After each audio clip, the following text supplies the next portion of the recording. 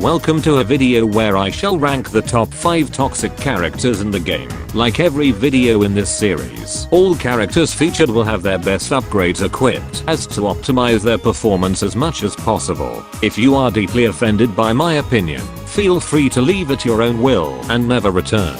Let's get started.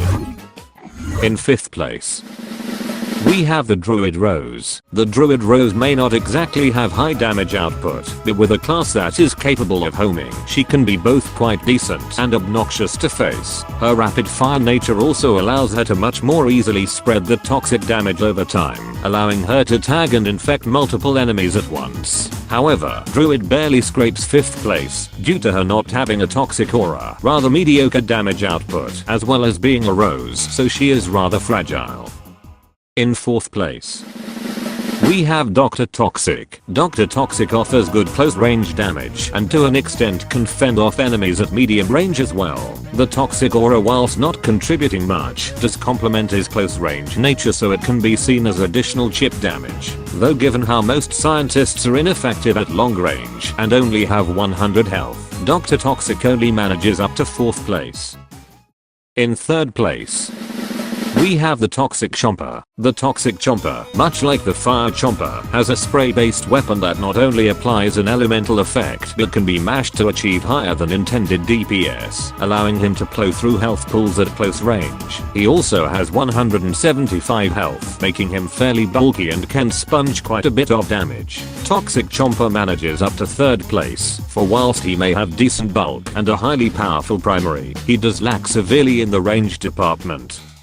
In 2nd place, we have the Sanitation Expert. The Sanitation Expert not only is commonly seen as just a better version of the stock engineer, but also is a great pick for a toxic character. He can deal high amounts of damage for a direct hit, and the splash can still allow him to easily handle fights and encounters. With him being an engineer, he also has access to the stun grenade as well as jackhammer. Overall, a very solid pick for a toxic variant, even if he's one of the two who do not have a toxic aura. For this, he manages up to 2nd place.